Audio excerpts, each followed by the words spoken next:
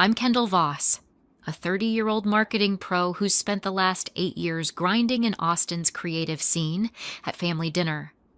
My sister laughed. It's on fire. I bolted outside and watched my agency go up in flames, all because I wouldn't hand over 70% of the shares. The orange glow lit up the night sky as sirens wailed closer, and the crowd from our backyard barbecue spilled out, murmuring in shock. Plates of ribs and coleslaw forgotten. They stared at the inferno swallowing my office space on South Congress, the heart of everything I'd poured my soul into. I stayed calm and said, "Let's go." No screams. No panic, just a steady voice cutting through the chaos as I guided Mom and Dad back inside, away from the heat licking the air. 15 minutes later, she was on the phone, begging, voice cracking, promises flying. "Please, Kendall, it was a mistake. We can fix this.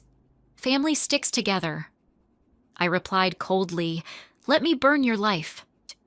That laugh echoed in my head, the same one she'd thrown at me for years. The golden child who got everything handed while I scraped for every win. But this was the line she crossed.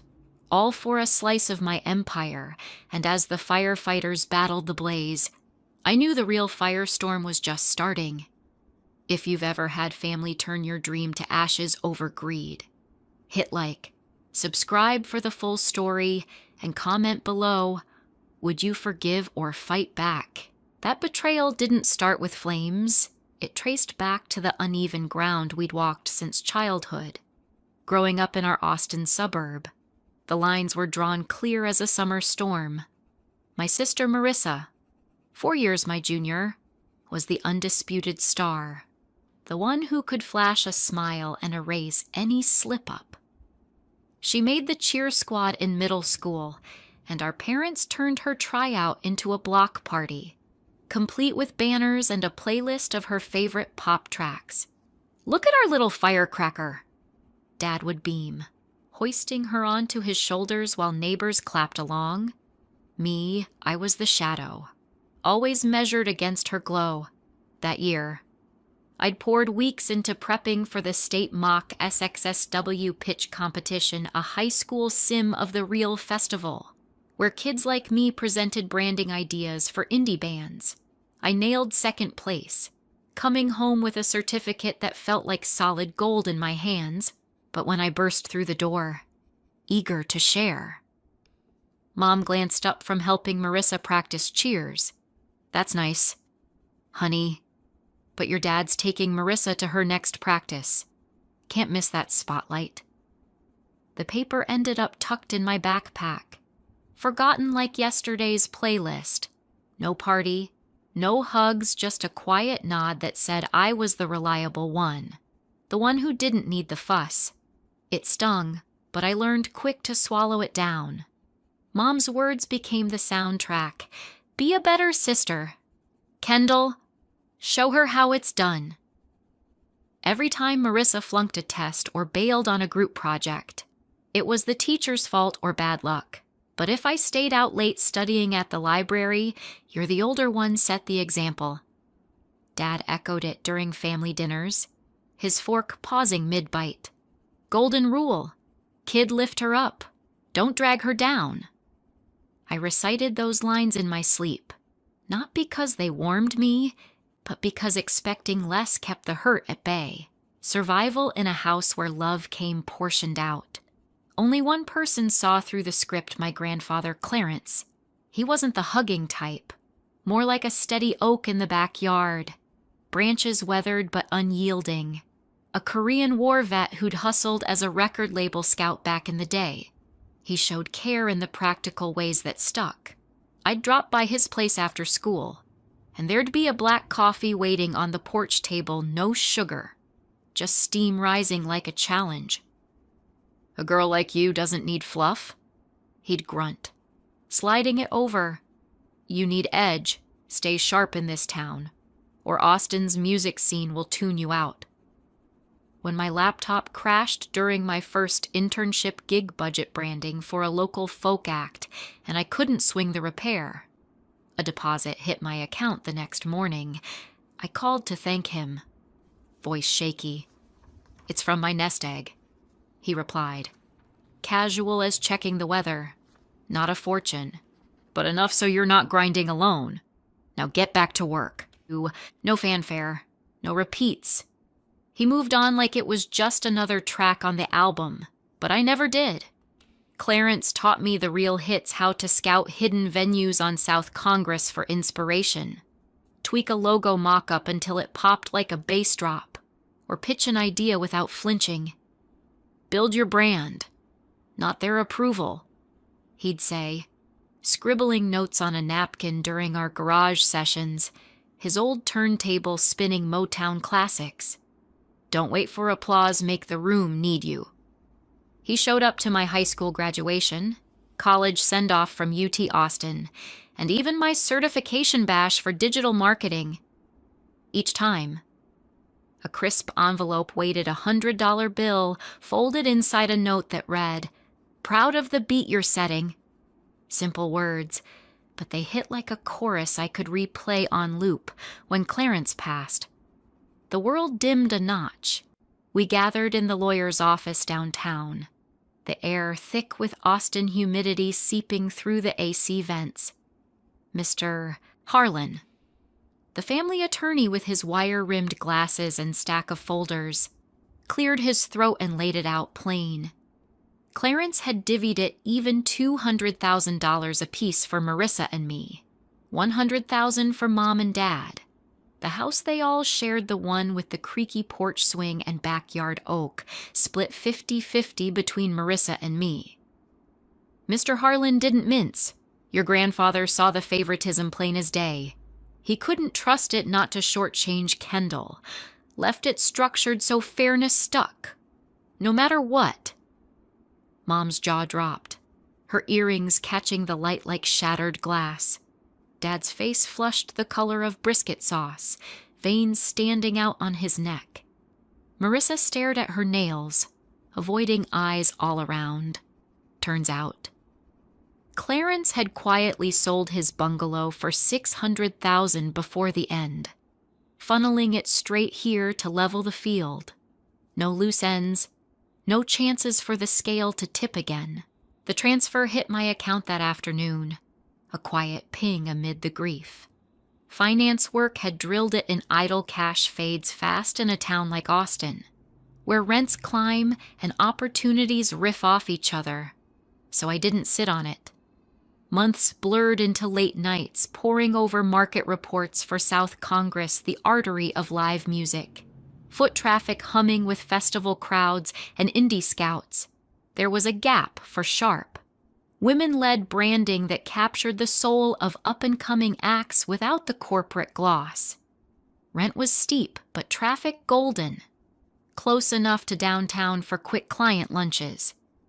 I sank about $180,000 to launch Lease on a cozy corner spot with exposed brick and vinyl records lining the walls. Basic setup for mock-ups and client huddles.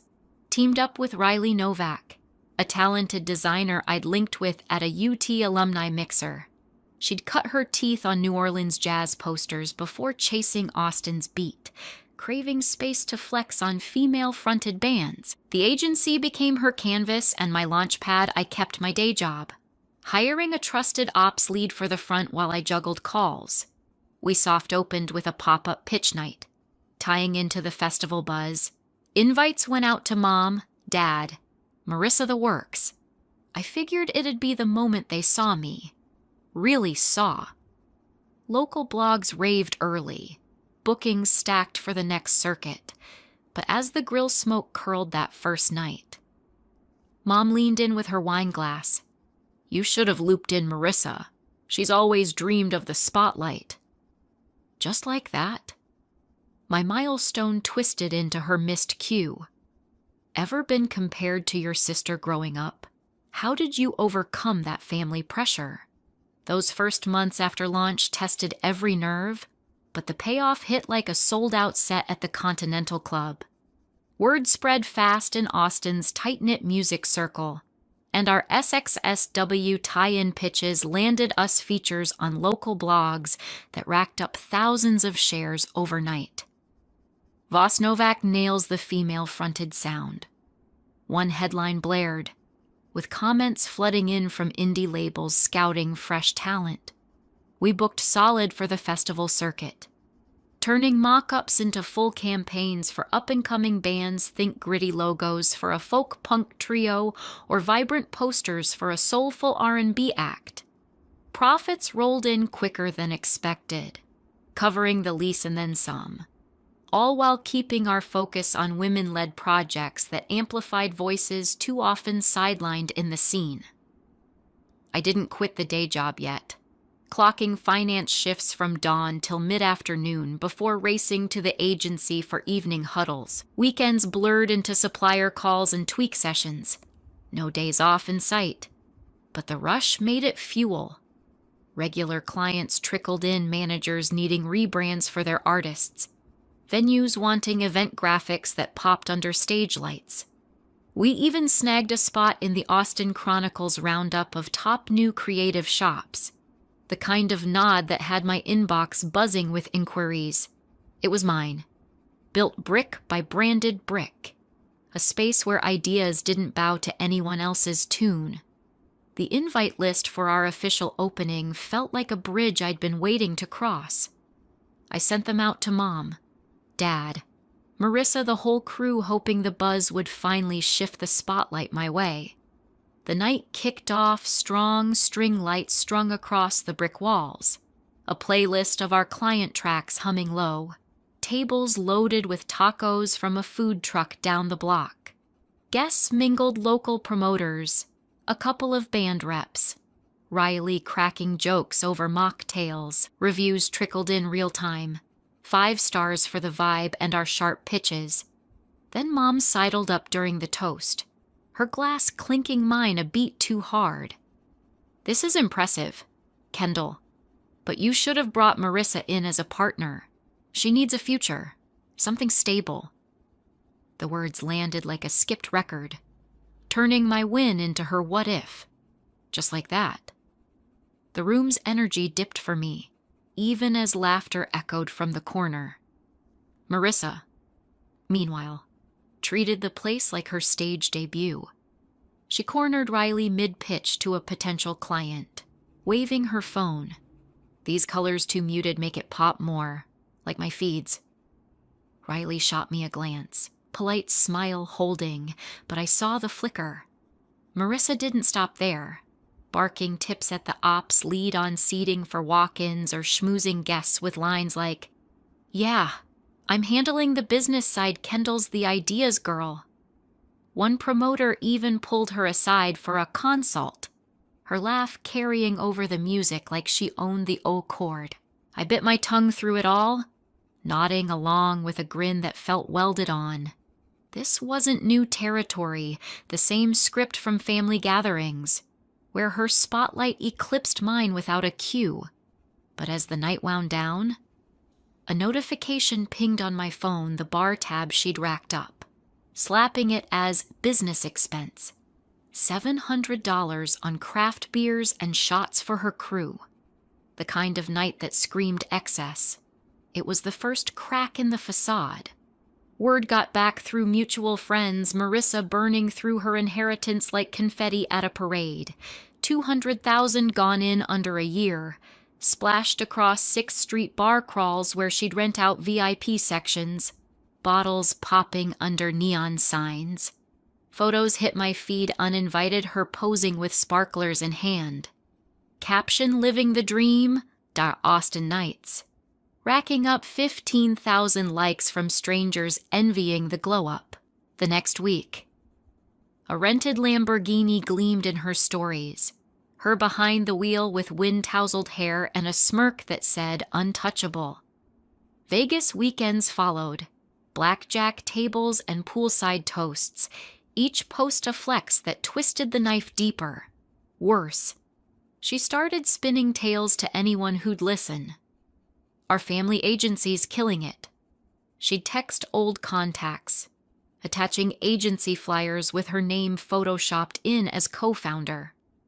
SXSW clients got the pitch invites to consult dinners where she'd slide her card, claiming veto on creative calls. One band manager confessed over coffee he'd nearly signed on after her owner's spiel, only to balk when I clarified the setup. I started screenshotting it all, a quiet digital trail stacking in a folder on my phone. Each image fueled a simmer in my chest, hot and unyielding, the kind that builds when you've clawed for every inch while someone else dances through. It wasn't just the money vanishing, it was the erasure. Her rewriting my grind as shared glory. Nights blurred as I pored over the evidence, heart pounding with a mix of fury and resolve. How long before this envy turned the corner from whispers to something sharper sister boasting on social media? Does it make you mad or motivate you? The pressure cooker finally blew at our annual backyard barbecue, the kind Mom insisted on to keep the family tight. Smoke from the grill hung heavy in the air, mingling with the sizzle of ribs and the low hum of a country playlist. Relatives dotted the yard, cousins flipping burgers, aunts passing sides when Marissa cleared her throat mid-meal, her hand resting on her barely showing bump. "Big news, everyone," she announced, beaming around the picnic table. "Kendra and I are expecting. Wedding's in the fall." Cheers erupted, forks clattering as hugs circled her chair. Dad clapped Marissa on the back, eyes misty. "That's my girl starting the next generation, right?" Mom fussed over her plate, piling on extra cornbread. "Oh, honey, this changes everything. You'll need stability now, a real foundation." The vibe shifted quick, eyes sliding my way like spotlights on a stage I hadn't auditioned for before the claps died. Mom turned to me, voice laced with that familiar edge. "Kendall, think of your niece on the way. Marissa's got no steady gig, and with the baby, you could make her a full partner in the agency. 70% shares its family, after all. For my grandbaby's future." Gregory nodded sharp, his knife scraping the plate. "She's right. Blood looks out for blood." The words slammed home, turning the smoky haze into a chokehold. 70%, after I'd sunk every dime and dawn into it. While Marissa chased highs on borrowed time, my fork stilled, knuckles white. "This isn't a handout. Mom, Diane, it's my blood, my empire. I built it solo, no safety net, handing over the keys because she's starting a family. That's not how this works." The table fell silent, save for the grill's pop and a distant car horn. Gregory's face hardened, and in a flash, he slammed his fist on the picnic table, the wooden bowl of potato salad jumping, shattering against the edge with a crack that echoed like thunder. Salad flew, splattering napkins and shirts, the earthy scent mixing with the grill's char. "Watch your tone. Young lady, we're your parents, show some respect." Diane's eyes widened, but she jumped in, voice trembling with that guilt hook. "Think of your niece, Kendall. Do you want her aunt turning her back when times get tough? Family shares the load." I pushed back from the table, chair scraping gravel. "The load I've carried it alone my whole life. Marissa's choices aren't my bill." Trisha, my cousin from Mom's side, sat frozen 2 seats down, her fork midway to her mouth, as I stood. She rose quietly, slipping behind me like a shadow, her hand brushing my arm in silent backup. The yard blurred relatives staring, smoke curling lazy from the grill, but I walked out steady, gravel crunching under my boots, leaving the wreckage of that bowl and their expectations behind. Calls flooded my phone that night, a barrage I silenced with one swipe, blocked numbers stacking like unanswered invites. Texts pinged through gaps, Mom's "We just want unity." Dad's curt, "You're breaking us." Marissa's emoji hearts laced with please. I let them pile, the quiet a shield as I focused on the agency grind. But Marissa didn't fade. Days later, she stormed in during a SXSW prep session, Derek trailing like a bad remix her boyfriend with his ink-sleeved arms and perpetual scowl, fresh off a stretch for minor fraud. The office hummed with mock-ups scattered, Riley pinning proofs to the wall. Marissa bypassed the front desk, zeroing on the conference table we'd reserved for a VIP client walkthrough. "This spot's mine," she barked at the ops lead, shoving chairs aside. "Marissa Voss, co-owner, clear it." Riley stepped forward, calm but firm. "We're booked. Marissa, clients incoming." Derek loomed, crossing his arms. "Make it happen, or we'll make it."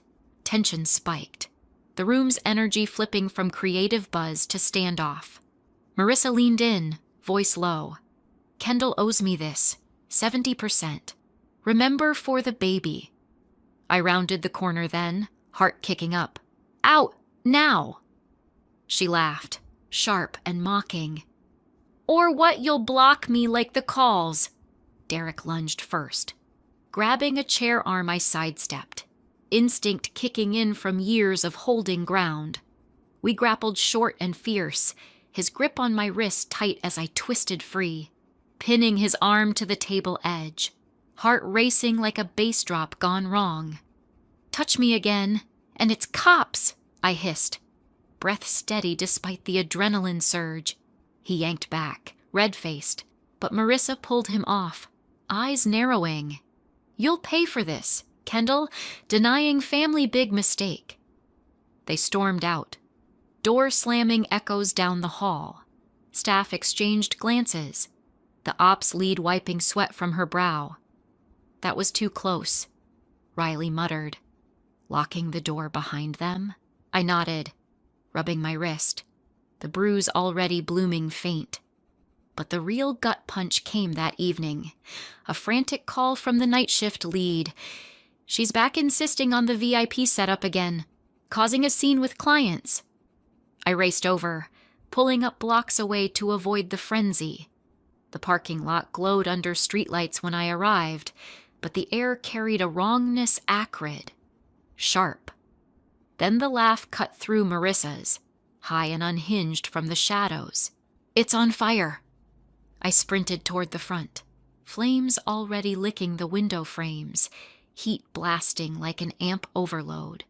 Sirens wailed distant, but in that moment, the world narrowed to the roar and her silhouette fading into the night. The destruction unfolded in layers, starting with the investigators swarming the site at dawn. Fire crews had contained the worst by midnight, but the back door pried open with a crowbar told the tale of deliberate entry. Accelerant traces streaked the floors, a cheap gasoline mix splashed across design stations and server racks, igniting fast and furious. Our lone security cam in the storage nook caught grainy shadows, two figures moving deliberate, one pouring slow, the other striking the match, faces blurred under hoods. But the build matched Derek's stocky frame and Marissa's deliberate stride.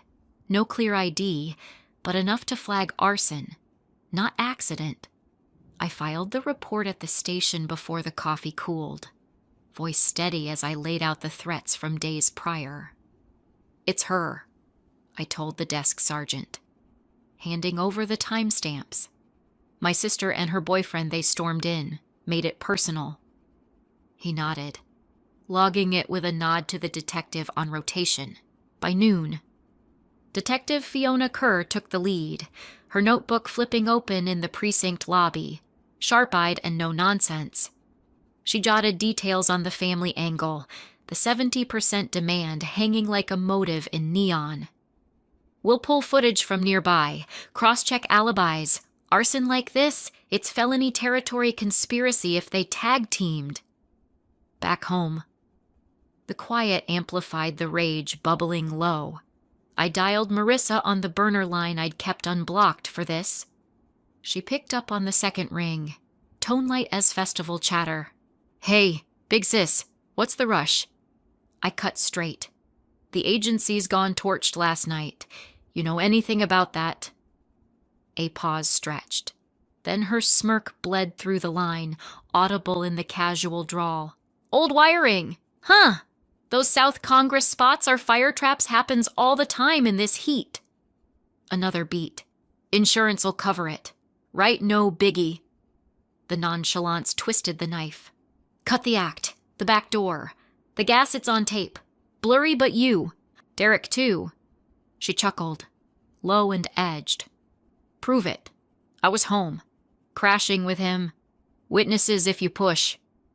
I hung up before the boil overflowed, her laugh lingering like residue, untouchable.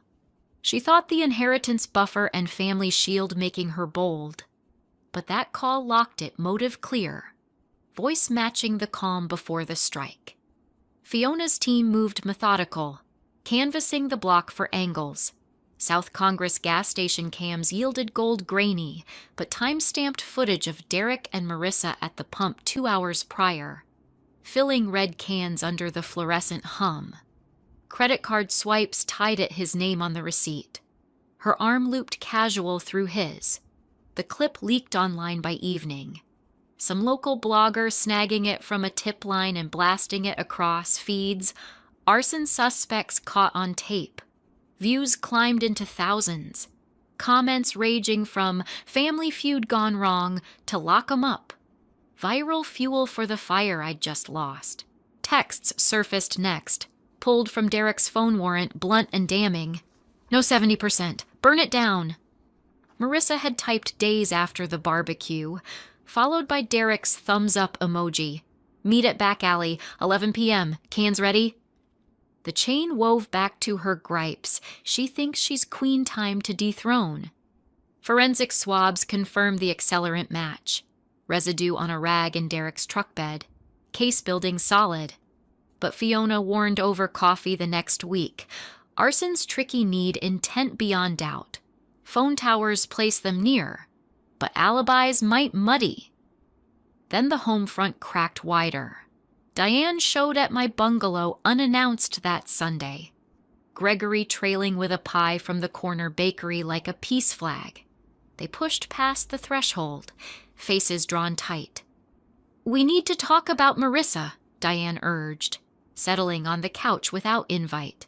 The police grilled us her whereabouts. The fight at your place? This is spiraling. Gregory crossed his arms, jaw set. Drop it. Kendall, tell them you don't want to pursue. Family first, she's your blood, pregnant and scared. I stood firm by the window, arms folded. Blood. She torched my livelihood, Dad Gregory, destroyed equipment for 20 staff. Gigs lined up for months. That's not a spat. It's a crime.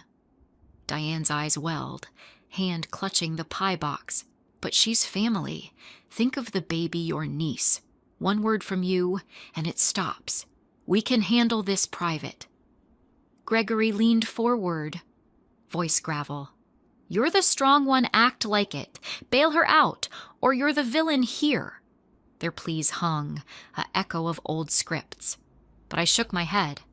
Private with footage and text, no. She chose this path. Diane rose, voice cracking. You're cold, Kendall.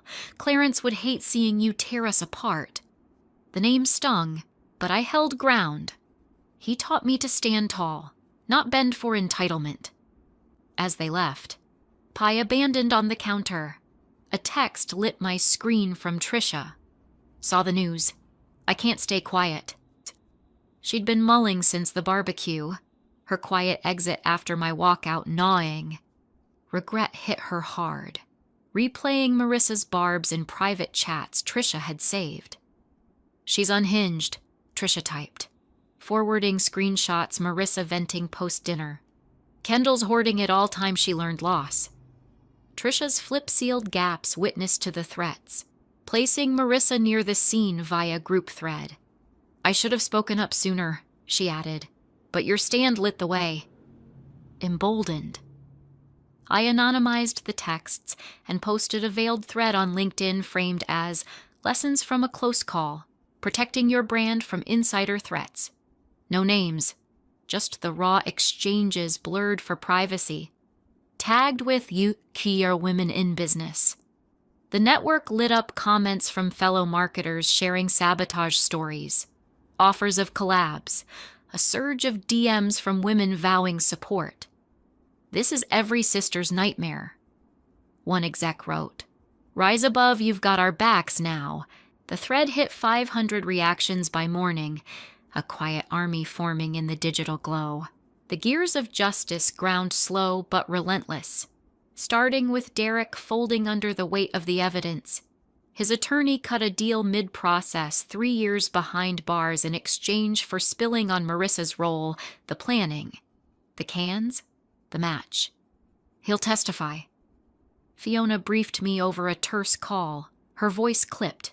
"Plealock's conspiracy weakens her defense. Your sister's looking at real time now." Relief mixed with a bitter edge. Derek's flip bought speed, but it cracked open the family rift wider. Trial convened 3 months later in the county courthouse, a squat brick building downtown where the AC hummed against Texas humidity, the room packed tight, reporters sketching from the back row. Our ops lead and a few staff flanking me on the bench. Marissa sat at the defense table, hair pulled severe, orange jumpsuit clashing with her usual flair. Derek took the stand first. Voice steady under cross. "She said it outright. If she won't share, make her lose it all." I handled the cans. She lit the spark. Gasps rippled through the gallery. Jurors leaning forward as exhibits flashed the blurred cam stills, receipt timestamps, chat logs timestamped to the night. My turn came on day 2, sworn in with a hand on the Bible that felt heavier than the folder in my lap. The prosecutor nodded, and I faced the room, eyes locking on Marissa's. She laughed as my dream burned, I stated, voice even but laced with steel. Not just the building the jobs for 20 women, the campaigns we'd built for female artists breaking through. It was personal, rooted in greed over 70% she never earned. The words hung, her gaze narrowing to slits, a flicker of that old smirk dying under the lights. Cross-exam probed family ties. Couldn't this be a heated sibling spat? But I held firm. Spat this was sabotage, premeditated to destroy what I raised alone. Deliberation lasted 4 hours, the jury filing back with faces set. Guilty on all counts: arson, conspiracy, criminal mischief, the judge. A no-frills type with a gavel scarred from years. Sentenced Marissa to 7 years in Texas State Pen. Eligible for parole after 5. Intent clear.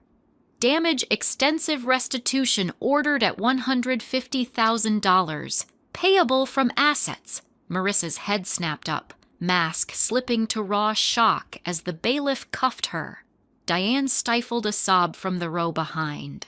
Gregory's fist clenching the bench arm till knuckles blanched, emboldened by the verdict. I fired off a LinkedIn update that afternoon. Justice served in a family betrayal case standing firm for women building empires. From loss to lesson, protect your hustle. No names.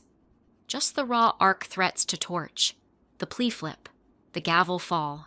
The post exploded in my network shares from marketing pros. DMs from entrepreneurs sharing their own sabotage tales. "This boosts us all," a female founder commented, tagging a thread on Chakri called Women in Biz Resilience. Reactions topped 1,000 by nightfall. A digital rally that turned personal pain into collective armor. But the fallout circled home swift. Diane and Gregory appeared at my door 2 days post-sentencing. Uninvited as ever, faces etched with exhaustion. The bungalow's porch light cast long shadows as I let them in, piecing together the silence. "We came to end this," Gregory started, easing onto the couch like it burned. "Marissa's your sister's 7 years. That's on you." Diane nodded, eyes red-rimmed. "Selfish woman. Kendall, how could you let it go this far? Clarence raised you better than to destroy us." The accusation landed like embers on dry grass. Destroy. She destroyed first my agency, my team, our future bookings. I paced the living room, voice rising despite the knot in my throat. You enabled her, Dad Gregory, every bailout, every blind eye. Now face it, choices have chains. Diane reached out, fingers trembling. But family, we forgive. Drop the restitution push. Let her start fresh with the baby. Gregory's tone sharpened. You're no daughter of ours if you don't. Blood bends, doesn't break.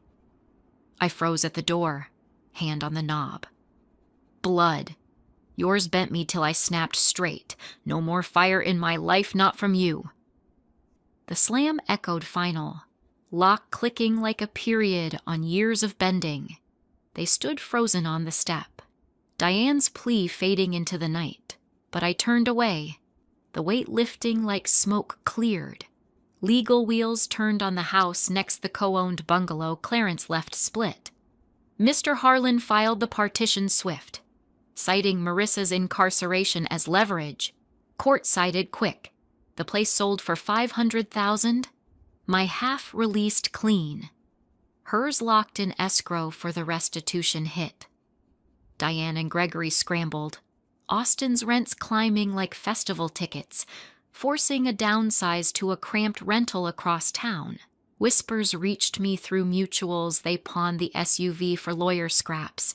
Gregory's temp gigs barely covering utilities. Diane's bridge games now laced with quiet resentment. Kendra reached out weeks later, a photo attachment popping up Nolan, tiny and squirming in a onesie. Her caption soft. Your nephew thought you'd want to see. We're making it work.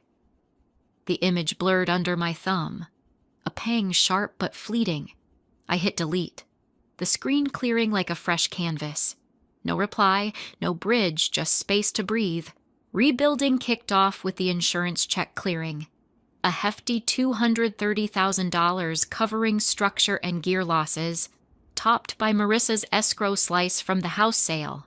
The payout landed like a backbeat, steady and insistent, fueling the pivot from ashes to ascent. No time for wallow, I dove into site hunts, zeroing on East Austin's warehouse district, where rents balanced grit with growth.